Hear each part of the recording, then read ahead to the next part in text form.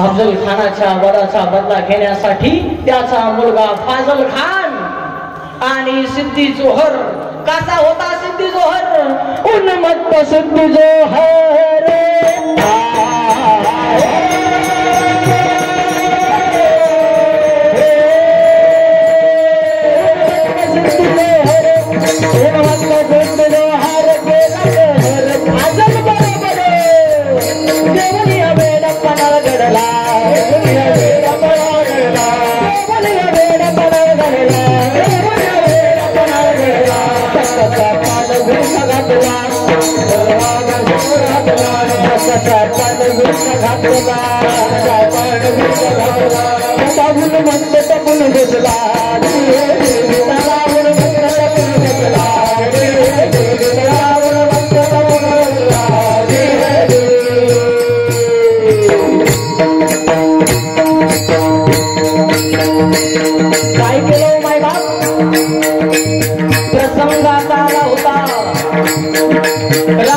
छत्रपती शिवराजे विशाळगडाकडे जाण्याकरता प्रयत्न करत होते आणि पन्हाळ्याला वेळ आलेला होता. असंख्य असणारी फौज त्या ठिकाणी होती आणि अशा फौजेने पन्हाळ्याला वेळ आलेला. गडावरील सामग्री आता संपत झाली होती. खाण्यापिण्यासाठी त्या ठिकाणी अन्नधान्य पुरेल न पुरेल माहित नव्हतं. आणि मग आता अशा परिस्थितीमध्ये सिद्दी जोहरने आणि फाजल खानानं वेढा घातला होता पन्हाळ्याला. कडे चोख असणारे सैनिक धबधबच्या पावसामध्ये हातात भाले नंग्या तलवारे घेऊन उभा होते. अशा परिस्थितीमध्ये शिवराजांना काही सुचेना असं झालं. शिवराजांच्या बुद्धिमत्तेला आता काय करावं? काय सुचणार शिवबाळा, काय सुचणार शिवबाळा, सिद्धीनं घातला घाला. काय सुचणार शिवबाळा, सिद्धीनं घातला घाला. एक विचार मनामध्ये आला आणि कामामध्ये उपजला. आणि कोणी मी कामा उपजला. आलं सांगा शरण सिद्धीला, आलं सांगा शरण सिद्धीला. येतो म्हणा कडे किल्ल्याला, येतो म्हणा कडे किल्ल्याला. उद्या करतो कष्ट करता येतो तुमचं भेटला.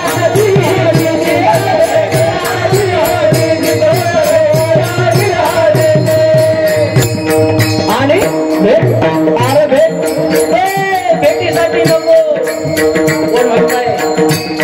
कारण की माहित होत अरे या अगोदर ज्याची गळा भेट घेतली ना त्याचा कोटला यानं बाहेर काढलाय रे.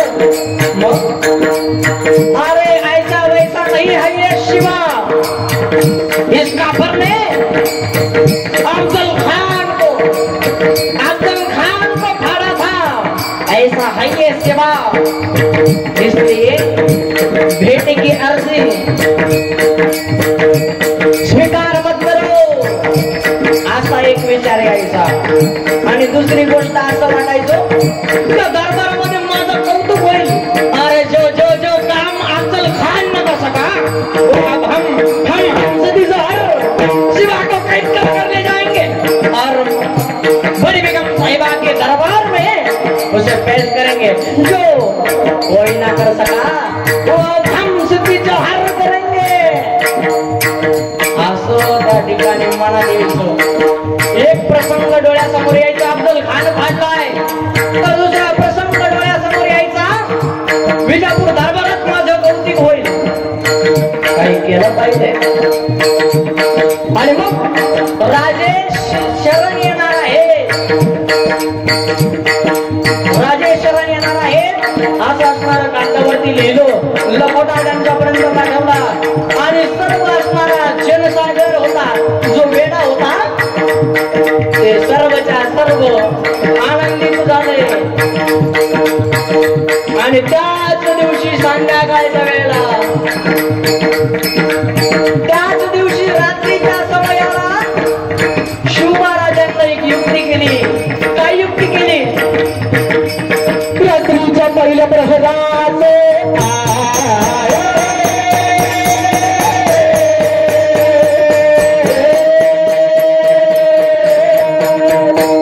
रात्रीच्या पहिल्या प्रहरात नाच शिवाराचं देव उतरले शिवपाल गीत बाजू सकते शिवपाल गीत बाजू सकते पावसाला ओढली झाली धरती रातांनी हरी पाऊल चालती दुसऱ्या पालखीत शिवाच्या शीत मोठ्या रुबाबात तारला दादा दादा रे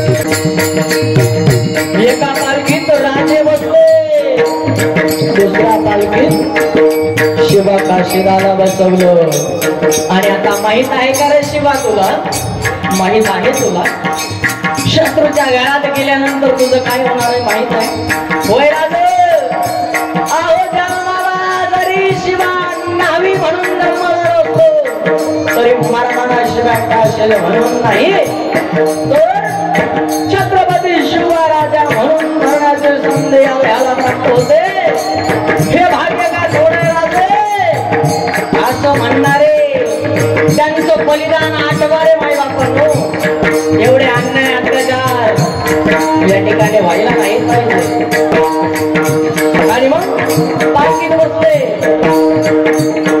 पालखी निघाले इकडं शिवा काशीत असणारा सिद्धी जोहरचा जावई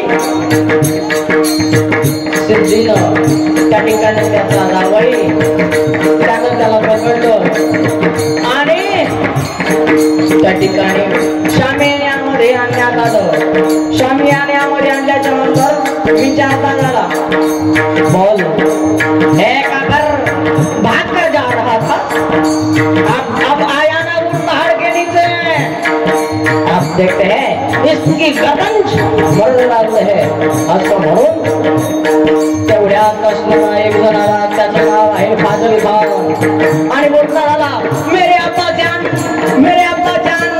मेरे अब्बा जान ने इसके सिर पर कृष्णा जी कुलकर्णी ने इसके सिर पर तलवार का वार किया था निशान गयो आणि ती खून त्याच्या ठिकाणी मस्तकावरती नव्हती विचारलं ए काफर कौन है तू और भेष बनाकर क्यों आया है कौन है तेरे अंदर त्यावेळेस शिवा काशीत बोलता झाला अरे कापल्या जरी नसा उधळण होईल भगव्या रक्ताची कापल्या जरी नसा उधळण होईल भगव्या रक्ताची फाडली जरी छाती मूर्ती दिसल फक्त आणि फक्त माझ्या शिवछत्रपतींची अशा पद्धतीने त्या ठिकाणी शिवा काशीराचे मातीत मरणारे होते कैक कावळे काय म्हणतो मी मातीत मरणारे होते कैक कावळे परंतु मातीसाठी जे मेले ते म्हणजे माझ्या शिवछत्रपतींचे मावळे आणि अशा मावळ्यांना एकत्रित करणारा राजा त्याचं नाव आहे राजविराज शिवछत्रपती आपल्या समोर या ठिकाणी विराजमान आहेत एक मावळा राजांच्या साठी जीव द्यायला तयार होतो त्याच महाराजांनी ज्या रांजाच्या पाटलाचा चौरंग केला त्याच महाराष्ट्रामध्ये आज जर असे अतिप्रसंग होत असतील असे जर अन्याय अत्याचार होत असतील तर काय समजायचंय काय वाटत असेल महाराजांना अरे याच्यासाठी एका मावळ्यानं बलिदान दिलंय कशासाठी तर माता मावळ्यांच्या रक्षणासाठी हिंदवी स्वराज्य उभा करत असताना एका मावळ्याचं बलिदान राजांना आता आठवत असेल त्याचीच आठवण मी तुम्हाला करून देतो ज्या मुलीवरती त्यांना अतिप्रसंग केला ना त्या मुलीनं अत्याचार सहन नाही झाला आणि तिनं जीव दिला आता याला न्याय करा राजा मला न्याय द्या असं म्हणणारे ते आजोबा त्या आजोबाच्या तोंडाकडे छत्रपती शिवराजांना पाहावं आणि येसाजी कंकाला आदेश दिला. येसाजी कंक तिथपर्यंत गेले. येसाजींनी पाहिलं, त्याच्या गळ्यावरती तलवार ठेवली.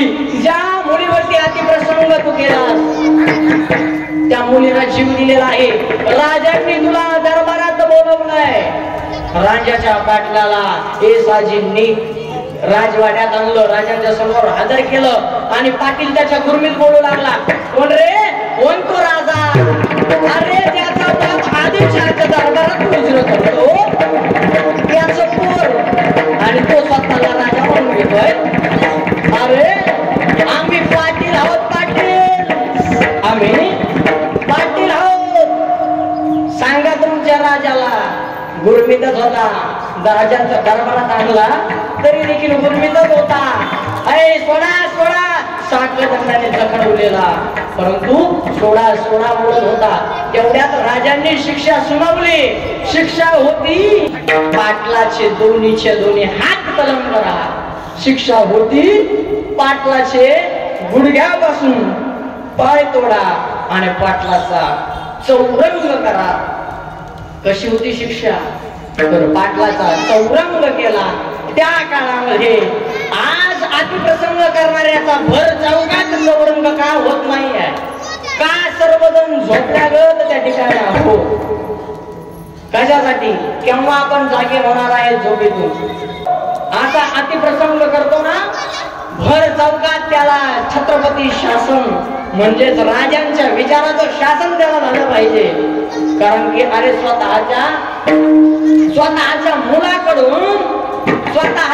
मुलाकडून त्या गाईच्या वासराच्या पायावरून चाल केल्याच्या नंतर ज्या अहिल्याबाई होळकरांनी स्वतःच्या मुलाला शिक्षा दिली ते शासन या ठिकाणी झालं पाहिजे.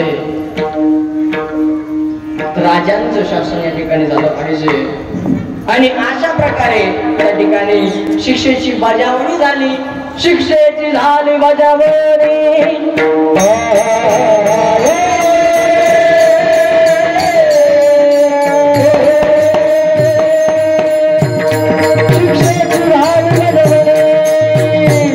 शिक्षेची झाली बजावणी. ऐकावी कानी